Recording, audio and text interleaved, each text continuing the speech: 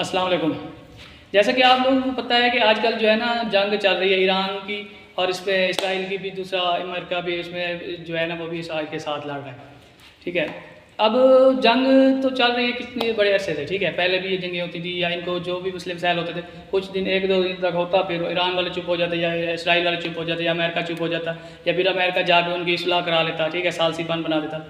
इस तरीके से ये जो है ना अब जो जंग चल रही है ना, ये ईरान ने बिल्कुल परफेक्ट किया हुआ है। और ईरान अब जो है ना अमेरिका को इतनी डील दे रहा है कि भाई मैं जब तक इसमें हुर्मुज़ के अब हुर्मुज़ खोलूँगा, तब जब आप लोग मुझे टैक्स दोगे, पर टैक्स के बाद ही जो है ना आपका जो कंटेनर है या फिर आपका जो जहाज़ है वो फिर गुजरेगा, या ऐसे नहीं गुजरेगा। अब हज़ारों सौों की तादाद में जो है ना वहाँ पर रुके हुए हैं, और इन्होंने माइन बिछाई हुई है। जो भी बगैर इजाज़त के जाता है वो फट जाता है, वो उसकी जो है ना जहाज़ ख़त्म हो जाता है।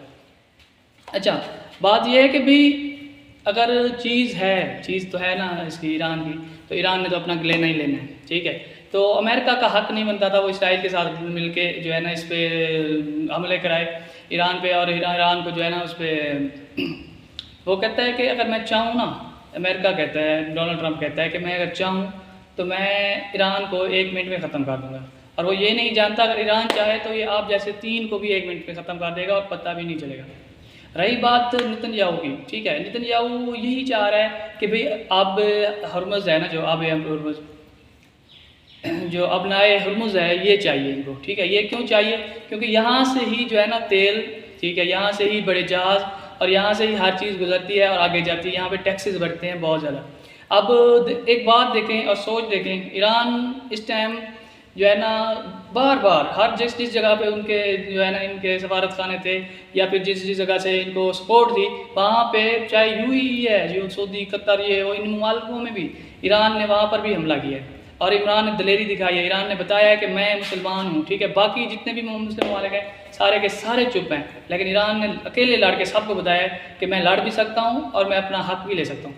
अब देखें, पहले इनका जो है ना एक हमारा 2500 होता था और इनका 1 करोड़ बनता था। अब इनका 10,000, हमारा 10,000 हो तो इनका करोड़ बनता है, यानी कि हमारी जो इनकी करेंसी है वो भी हाई हो रही है। और जंग ये लड़े हैं, ठीक है, हम जंग भी नहीं लड़े, सिर्फ हमारे हालात नाजुक हैं, हम कुछ कर नहीं रहे, हमारी करेंसी डाउन हो रही है।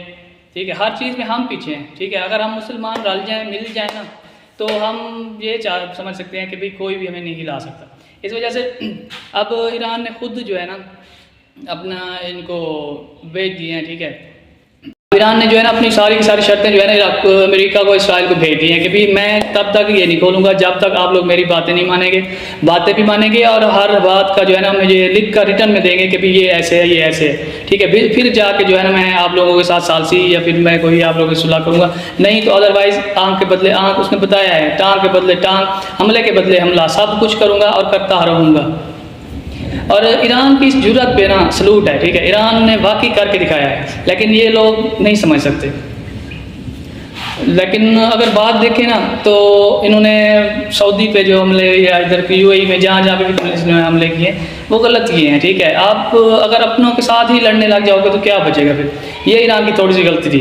वैसे बाकी ईरान हर जगह पे परफेक्ट है, और ईरान ने जो भी किया है बिल्कुल परफेक्ट किया है। उम्मीद करता हूँ मेरा आज का ब्लॉग आप लोगों को पसंद आएगा। प्लीज़ शेयर और लाइक लाजमी कीजिएगा। शुक्रिया, अल्लाह हाफिज़।